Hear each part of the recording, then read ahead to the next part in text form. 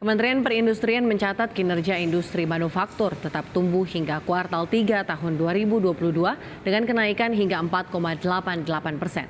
Meski demikian, pihaknya menyiapkan sejumlah langkah untuk memitigasi ancaman perlambatan global, khususnya ancaman resesi pada tahun mendatang.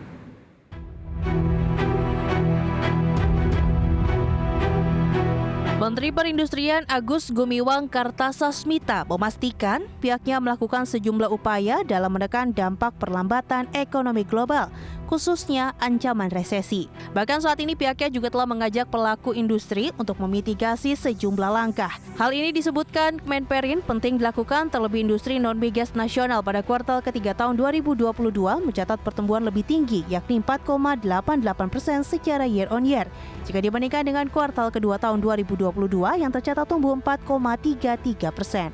Dalam kuartal ketiga ini, Menperin mengklasifikasi industri menjadi 3 kelompok, mulai dari industri dengan pertumbuhan tinggi, melambat, dan justru malah negatif.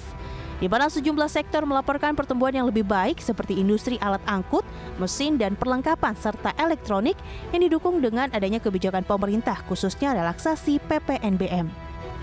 Dan langkah ketiga mitigasi tentu penguatan daya saing industri,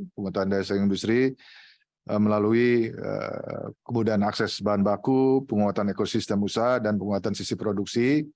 Ini nanti kita bisa lihat dengan berbagai instrumen, ya, seperti biaya masuk ditanggung pemerintah atau bahan baku untuk industri itu bisa kita relaksasi fiskalnya, dan juga lartas, dan banyak sekali instrumen-instrumen lain yang nanti akan kita bisa pergunakan.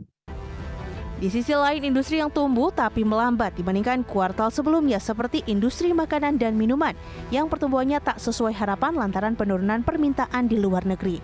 Untuk itu, pemerintah akan mencari pasar global baru sebagai salah satu upaya mitigasi menekan laju perlambatan, di antaranya pasar Amerika Latin, Afrika, Timur Tengah, dan Asia.